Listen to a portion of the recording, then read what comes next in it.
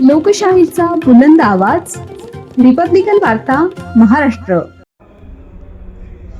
वडाळा नाका नागसेन नगर येथे नोटीस विना अतिक्रमण हटाव मोहीम, नागरिकांमध्ये संताप. बातमी नाशिक येथून.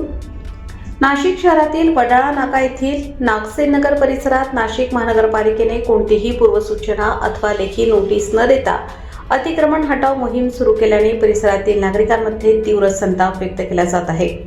दिनांक 10 जानेवारी 2026 रोजी सायंकाळी 5 ते 6 वाजेच्या सुमारास महानगरपालिकेच्या अधिकाऱ्यांनी अचानक परिसरात येत नागरिकांना तात्काळ घरे खाली करण्याचे आदेश दिले. यावेळी घरे खाली केल्यानंतर आम्ही कुठे जायचे असा सवाल स्थानिक नागरिकांनी उपस्थित केला. महानगरपालिकेच्या वतीने 2 ते 3 दिवसात सर्व घरे रिकामी करण्याचे सांगण्यात आले. मात्र नागरिकांनी आम्हाला पर्यायी जागा द्यावी अशी ठाम मागणी केली आहे. विशेष म्हणजे महाराष्ट्राचे सुप्रसिद्ध कवी वामनदादा कर्डक यांचे घरही अतिक्रमणाच्या नावाखाली तोडण्यात येत असून त्या ठिकाणी वामनदादा कर्डक यांचे स्मारक उभारावे अशी मागणी नागरिकांकडून जोर धरत आहे. स्थानिक नागरिकांचे म्हणणे आहे की महानगरपालिकेच्या सार्वजनिक निवडणुका होऊन अवघे 4 ते 5 दिवस होताच अशा प्रकारचा निर्णय घेण्यात आला. मात्र नागरिकांना कोणतीही योग्य पर्यायी व्यवस्था देण्यात आलेली नाही. जर तात्काळ योग्य पर्यायी जागा उपलब्ध करून दिली नाही तर नाशिक महानगरपालिकेवर ठिय्या आंदोलन छेडण्याचा इशारा नागरिकांनी दिला आहे. परिसरात सध्या तणावपूर्ण वातावरण असून प्रशासनाच्या भूमिकेबाबत तीव्र नाराजी व्यक्त होत आहे. तुमचं नाव काय? मुक्ताबाई देवराम मोहाळ. आज काय आलं प्रकार? मी वामन दादाची मेवणी बोलते.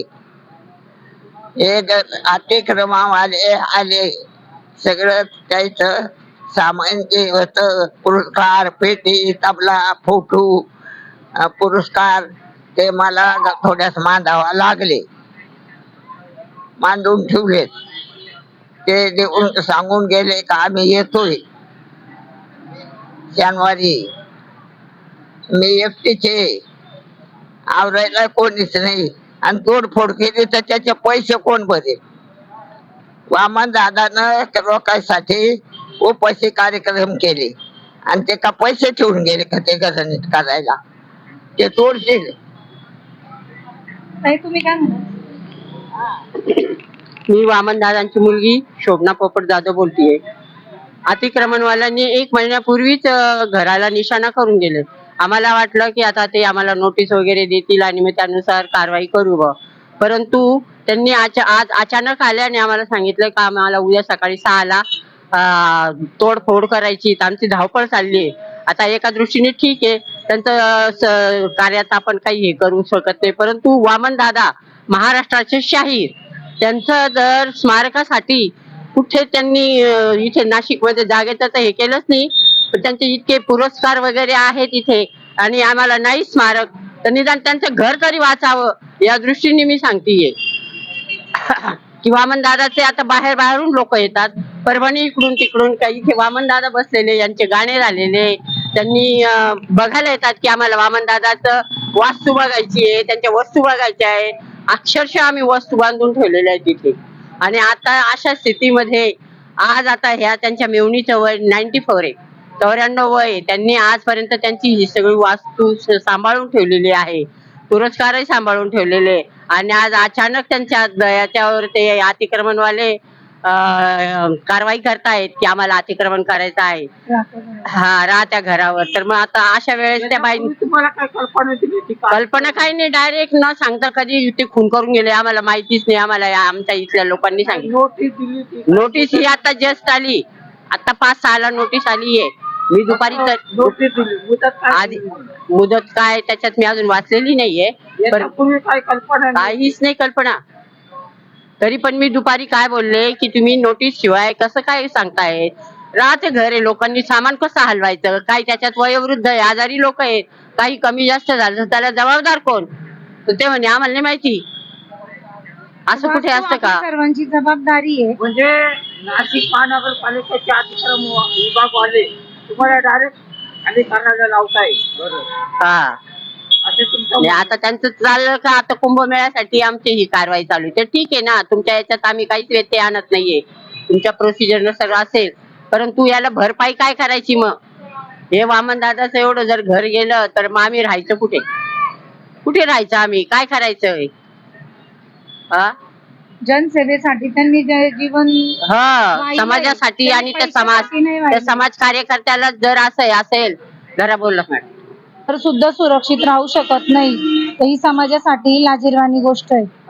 जर आपण त्यांना सपोर्ट करत नसेल तर मग ते आपल्याला बघण्यासारखी गोष्ट आहे की सरकारला सुद्धा, शासनालाही ते दिसून येत नाही का वामन दादांचं घर आहे। याच्यावरती एकदा शिक्का टाकताना आपण 100 वेळा विचार करावा की यांच्या एका कवितेमुळे बाबासाहेबांचे 100 भाषणं त्यामध्ये मिक्स असायची, त्याच्यामुळे जनहिताची कामं झालेली आहेत। आपण जर त्यांचं घर सुद्धा नाही सोडू शकत आहे, तर याच्या व्यतिरिक्त लाजिरवाणी गोष्ट कुठलीच नाहीये।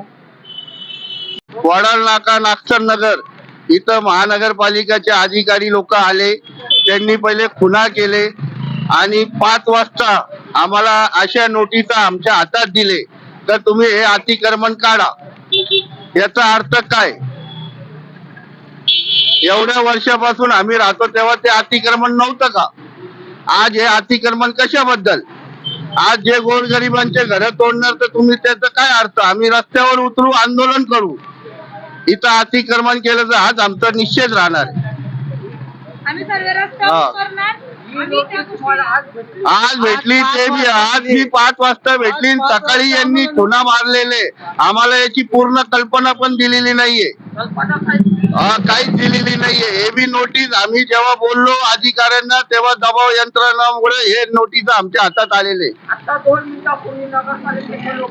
गेले। बरोबर, तेव्हाच नोटीस दिलेले साहेब आम्हाला। ते काय बोलले तुम्हाला? हे म्हणे आता तुम्हाला नोटीस दिलेले, तुम्ही तुमच्या कामाला लागा। किती दिवसानंतर? आता या नोटीस मध्ये 7 दिवसाचा उल्लेख आहे दादा। 7 ते 10 दिवसाचा उल्लेख केलेला आहे। हो बरोबर बरोबर बरोबर। हो, आता फक्त तुम्हाला नगरपालिकेने जागा दिली राहण्यासाठी, तुम्ही तिथं हे होईल का? नाही, आम्हाला इथंच आमच्या जागेवरच आम्हाला पर्याय पाहिजे। आमच्या 3 पेढे गेले इथे, किती वर्षापासून राहत आहे? इथं आमची तिसरी पिढी आहे दादा। तिसरी पिढी आहे का?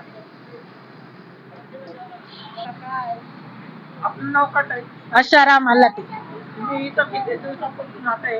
आता वडा नाक्याला म्हणजे माझ्या सासऱ्यांचा सुद्धा इथं जन्म झालेला आहे। आज काय प्रकार घडला? हा प्रकार आता मलाच नाही समजलं का अचानक ते आले, त्यांनी सांगितले नोटीस दिले, मध्ये नगरपालिकेवाल्यांनी नोटीस दिली, नोटीस दिले आणि परत त्यांनी ते पुल्या करून घेतलं तर माप कर, रोडचं माप येते वगैरे घेतलं, त्याच्यातलं मला इतकं काही समजलं नाही। काय बोलले ते? ते मग 7 दिवसाचं दिलेलं आहे म्हणा तुम्ही। ते 10 दिवसांनी हा नोटीस दिली. हा ते सांगितलं। याच्यावर तुमचं काय? आता सध्या तर माझी परिस्थिती इतकी नाजूक आहे, मी आता कर्ज पाणी काढून घर बांधलं, माझे घरवाले बी त्याच्यामध्ये वारलेले, माझी परिस्थिती खूपच नाजूक आहे। एकच मुलगा आहे, 3 पोरी आहे, सध्या घरीच आहे।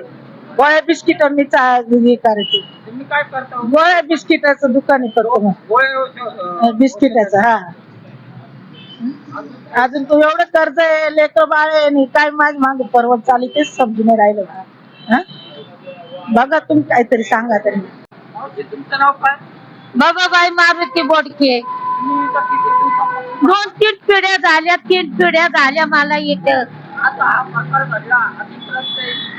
हा आता हातावरले आमचे लेकर बाळ, कस तरी कागदपत्र येथून मी बांधलं होतं घर, कस तरी भिकारी केल्या होत्या उभ्या, मी कागदपत्र याची ते पोरं हमाली करीत होते।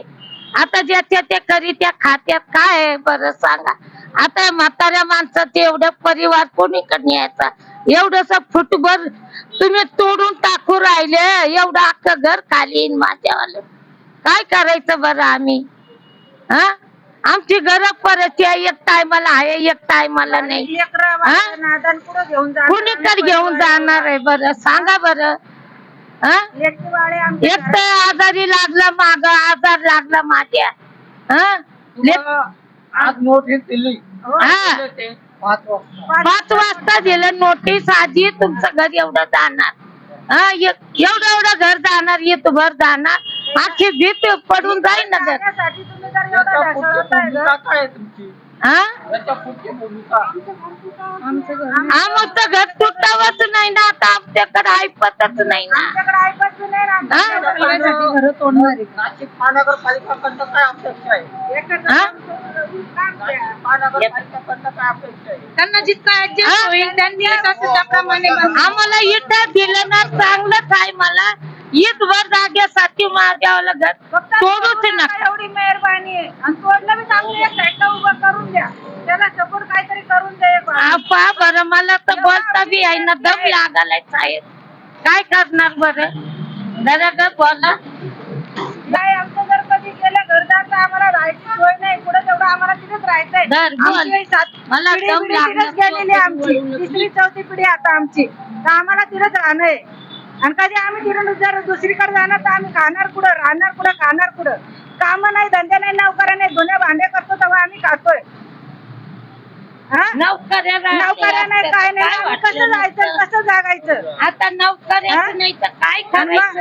एवढं लहान थोर लेकरं बाळा घेऊन राहणार कुठं? आता काय आम्ही रस्त्यावर पसारा टाकणार? तुम्ही जर आमचं नाही ऐकत ना तर आम्ही रस्त्यावर राहणार. चालू दे आमच्यावर गाडी. बरं जागा जाणार तुम्ही हिरभर जागासाठी आमच्या एवढं मोठ्या घराची नुकसान करताय, तर आम्ही रोडावरती पसारा टाकतो, आम्ही रोडावरती बसतो. तुम्हाला काय करायचं ते करा, आमच्याकडून गाड्या न्यायच्या त्या गाड्या चालवा, पण आम्ही इथून हलणार नाही. काय आमचं करायचं? मंदिर बी त्या रोडाला आहे, घराच्या बाजूला दरवाजा पुढं, आणि आम्हाला काय करायचं आम्ही ते करणार. तुम्हाला काय करायचं ते करा, नाही तर आम्ही काहीतरी सपोर्ट करा. गाडी आणतो आणि डायरेक्ट लावतो भितरीला असं सांगितलं, पण आम्हाला जे करायचं आम्ही ते करू. आम्ही डायरेक्ट तिथं गाडी खाली येऊ, चंगरायचं चंगरून जा आणि ते जगवायचं तर जगवा, नाही तर तेव्हा तुम्हाला जर शांतता पडत असेल तेव्हा तुम्ही तेवढं घर सोडचाल बर का? नाही आम्ही घरातून इथं हलणार नाही, काय नाही. आम्ही इथं मोर्चा काढून आम्ही रोडावर पसारा घेऊन बसू, लहान थोडं लेकरं बाळ थंडी गारठीचे बस. हा, नाही तर आम्ही काय हटणार नाही बाजूला, आम्ही मागं बी घेणार नाही. तुमचं नाव काय? माझं नाव शांताबाई विठ्ठल गांगुर्डे. आज हा प्रकार झाला, अतिक्रमवाल्यांनी तुम्हाला नोटीस दिली, नाही दिले आम्हाला, काहीच तुम्हाला नाही, नाही दिली का? काहीच नाही दिलं. आता दिल्या आणून आले, इकडे निशाणा टाका सुटल्या घरावर, इथून तोडल आणि तिथून तोडल. आणि मी एकटी बाई माणूस कुठं जाऊ? आणि मी तर कामाला नाही, धंद्याला नाही. मला जर असं कामाला गेले तर मला दम लागतो, मला टीपी येतो, तेव्हा चक्कर येऊन खाली पडत. आता याचा कालच्या धरून ह्या झालंय तर मला चक्कर येऊन राहिले, आणि पुढं जाऊन पुढं काय करू? किती वर्षापासून राहता? लय वर्ष झाले मला. माझा नवरा तर मरून इथं 40 वर्ष झाले, 40-50 वर्ष. सध्या सिच्युएशन ही आहे तर त्या आजी एकटं राहत आहे, त्यांच्या मागे पण कोणी नाहीये. इथे शेजार पाजार त्यांना देतं घेतं, त्याच्यावर त्या जिवंत आहे, तारण काढत आहे त्यांच्या जीवनाचं. दुसरी गोष्ट, स्मार्ट सिटीच्या नावाखाली हे जर काही अतिक्रमण वगैरे करत असतील ते स्मार्ट सिटी आम्हाला नकोय, कारण एवढे परिवार बेघर होत आहेत. हे फक्त शासनाने लक्षात घ्यावे. बाकी मला माहिती नाही. दुसरी गोष्ट की तुम्ही 10 परिवार उद्ध्वस्त करून 50 लोकांना जाण्या येण्यासाठी फुटपाथ बनवत असाल तर त्याचा अर्थ नाहीये. तुम्ही यांना पहिल्यांदा वस्ती बनवून द्या, तुमची काय असेल ती जमीन काढून घ्या, मग तुम्हाला किती मोठे हायवे बनवायचे तेवढे बनवा. त्यापेक्षा तुम्ही या गल्लीला आहे ना काहीतरी वारीस करून द्या, काहीतरी बनवून द्या, ते डेव्हलप करा. ही झोपडपट्टी अशी नका उठव कठीण करून करून. तुम्ही यांना जर उठवायचं ठरवलंय तर तुम्ही यांना राहण्यासाठी घराची सोय करून द्या, आणि त्यानंतर तुम्हाला किती भारी रस्ते बनवायचे ना, मग कार फिरवायला तेवढे फिरवा. काय वाटतंय तुमच्या मनाला ते नक्की विचार करा, कारण त्या आजींच्या मागे कोणी नाहीये. आम्ही तरी कुठेही बी आमच्या घरातले घेऊन निघू, त्या कुठे जाणार आहे या वयामध्ये? यांचं वय किती आहे बायकांचे? त्या कुठे फिरणार आहेत?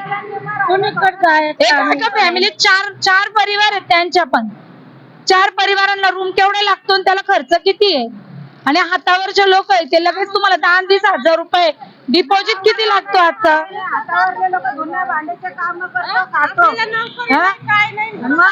तरी रूम भेटल. मी मयूर हिरामन साळवे, राहायला नागसेनगर मध्येच आहे. गेली आमची 3री पिढी इथे राहते.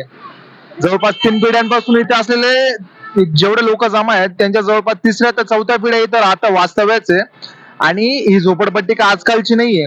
उलट आज 26 जानेवारी हा प्रजासत्ताक दिन म्हणून आपण साजरा करतो भारतामध्ये, पण हा महानगरपालिकेचा असा निर्णय ऐकून त्यांनी आज एक नोटीस दाखवली. आज नोटीस दिली, म्हणता उद्या खाली करा, 1 हप्त्यात खाली करा.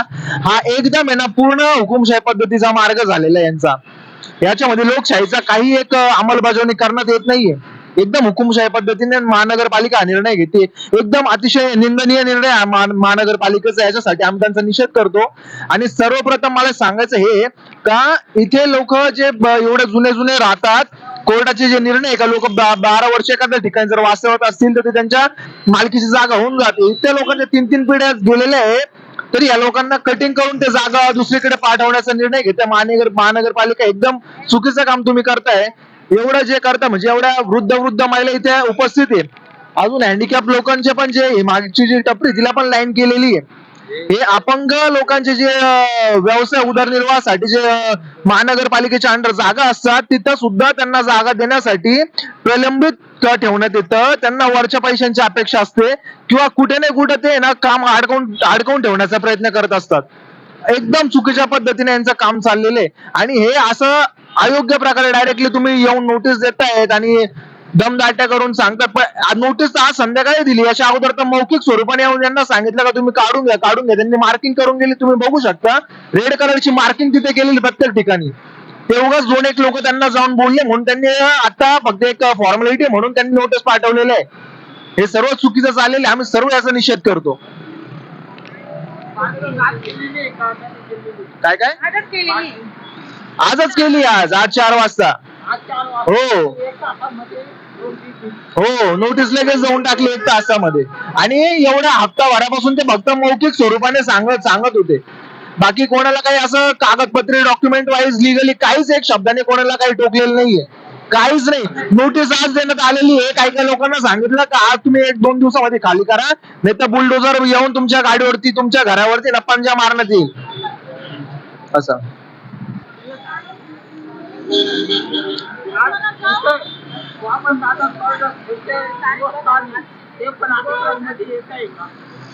हा अतिशय योग्य प्रकारे तुम्ही एक विषय छेडलाय सर.